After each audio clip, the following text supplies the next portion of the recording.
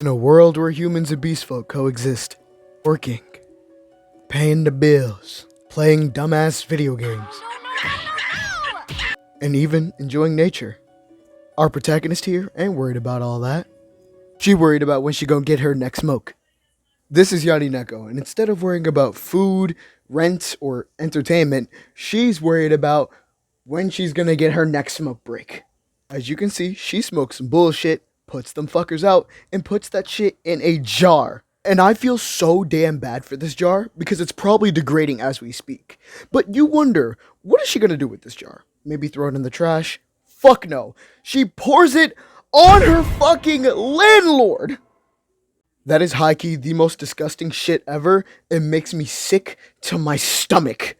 Well, of course, the landlord puts on the jets to see what's going on and why Yani did that, and he ends up seeing some big-ass titties. And he's like yo, what the fuck is wrong with you, you nasty-ass hoe? Shuts the door and steps to go beat him. We're flying to Philadelphia! I don't even know what to think at this point. I swear this woman is such a bum. With 75 cents to her name and 6 cigarettes, she does nothing with that shit, let alone find some money under her pillow and buys more cigarettes. Like, dude, what? That is so fucking unnecessary. And of course, when little sis wants to come over, she's obviously like I don't want to see no cigarette butts, I don't want to see that room dirty, but yet just even the thought of cleaning makes her throw up. What the fuck? So, little sis later gets a text from Yani saying maybe she actually cleaned up. Holy shit. It was a poop. She fucking made a poop out of cigarette butts, thinking that shit was sweet and funny, and her sister tells her to die. Oh my god. And then another occasion, she's out here drinking whole ass beer while smoking a cigarette. That is like whole ass a fire hazard. That is the biggest fire hazard. And she goes up to the landlord and then is like blowing her hot ass breath at this nigga's face with a heart, thinking that, again, thinking shit is sweet when it's not. Then the landlord taps back into his memories, to his childhood, with his grotesque ass dad and the dirty ass teeth, bro. Get your ass some Colgate, damn. So the next episode, Yani gets sick, so her sister comes through to take care of her, looking like some bootleg cat Power Ranger. So then, as she's bringing her food, she slips on a water bottle in her dirty ass room, which causes her to lose her helmet and breathe in that noxious ass air. Like, bruh, that shit smells like ass, causing her to want to throw up, goes to throw up on the fucking landlord. My boy just can't catch a break. Later on, Yani and Banana Head here see this old ass lady doing fortune teller readings, or palm readings, for 1,000 fucking yen. He tries to do Yani, smells her dirty ass cigarette smoking hands, and is like, nah, get that bullshit away from me. Like it's the sunlight to a demon. So then she does Banana Head, and she's asking some federal questions like, alright, have you done any illegal drugs recently? Of course, Banana Head's all fucking scared and shit. She's like, nah, never. Yo ass got a criminal record?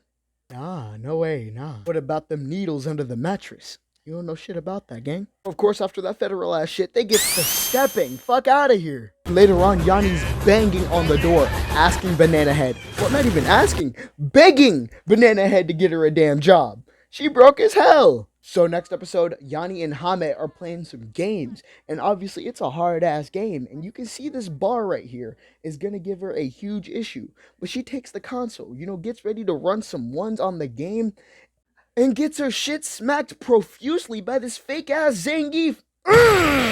Got hit with a mean-ass pile driver, and of course she's mad as hell about it. Why wouldn't she? So then Hame gets ready to give Yani a bev as a nod of hospitality. She stands up, stubs her toe on the console, and of course she's mad about that shit, so she starts giving the console mad lefts and rights. Goddamn! And then you see this fake-ass Akuma symbol, and she smacks that shit! Of course, she got Yani scared as fuck, so she stares at Yani, and is like, yo, can you do me a solid? Stop smoking in my fucking room! She got Yani over here panicking and scared as fuck. She puts out the cigarette on the floor, and then she goes fucking Super Saiyan! And well, if you also didn't know, She's a streamer as well. She's doing this cute little streamer shit, saying, "Hi, how's it going, everybody? How you doing?" And then everybody's obviously flaming her in the chat. So as everybody's flaming her in the chat, she sees this mosquito being all scared, trying to be all cute and everything. Like, "Oh no, I'm so scared." And obviously, chat's flaming her about that. You can even see she got a donation from getting flamed so damn much. But she tries to turn off the camera, in which she fails, looks at the bug, and then eats it. Nah.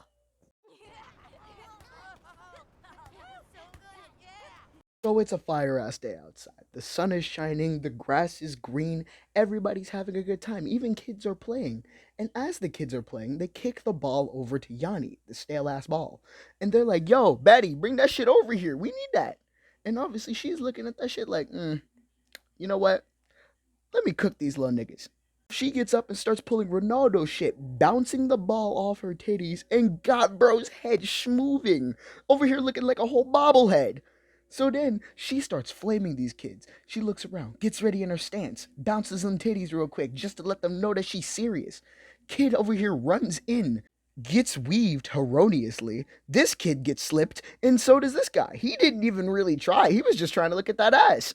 And then she kicks that shit like it's Blue Lock out here, looking all sparkly and shit before collapsing to the damn ground from exhaustion.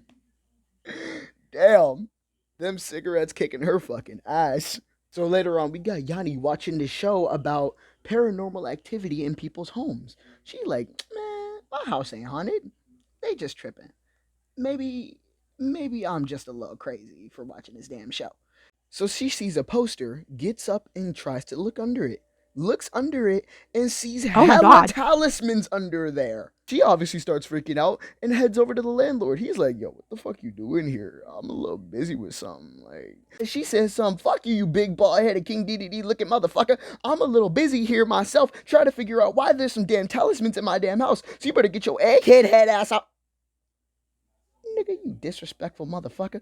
But little does she know, he's in there rocking the Winnie the Pooh fit, fucking a blow-up sex doll. Oh my goodness Christ. So now we go into the residence of the alcoholic of the friend group.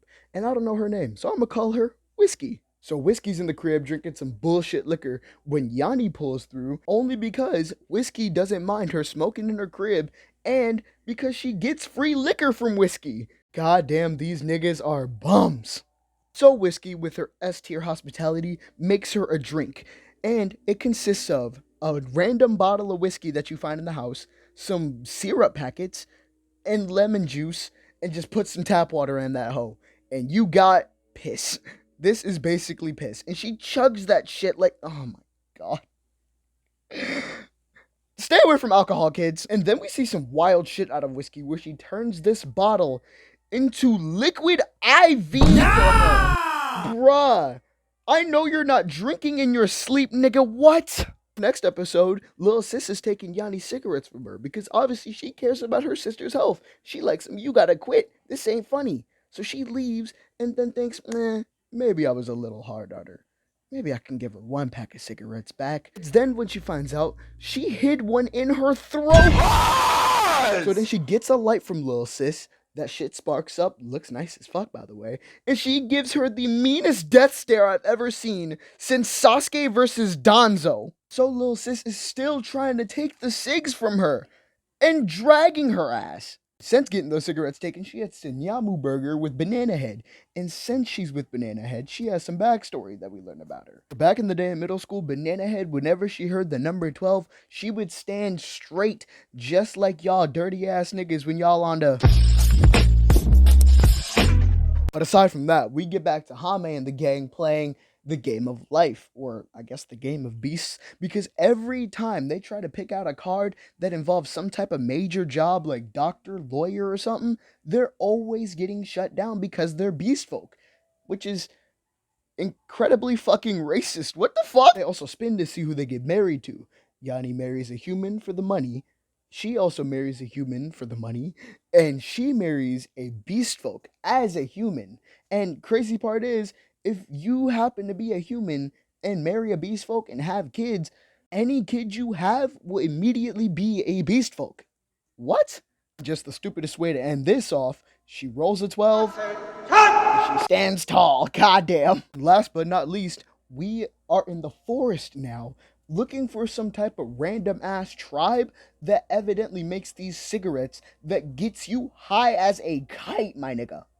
And we do end up finding the tribe, and this tribe is known for their tobacco, evidently, which is crazy. Don't blame me. So we meet the chief that has a cat skull on her damn staff.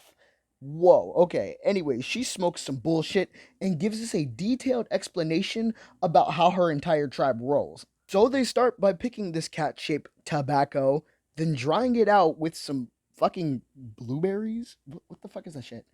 Anyways, then they cut it up like sashimi, put it in that fuck ass pipe, and smoke that shit till the day's done. Even after giving that detailed explanation about how everything goes on around here, she tries to kill us and launches a special beam cannon at Yani. What? And quite frankly, I do not blame them for freaking the fuck out, because that's attempted murder. But then the chief brings us to one of their fun pastimes, bungee jumping with a normal fucking rope. Oh my god.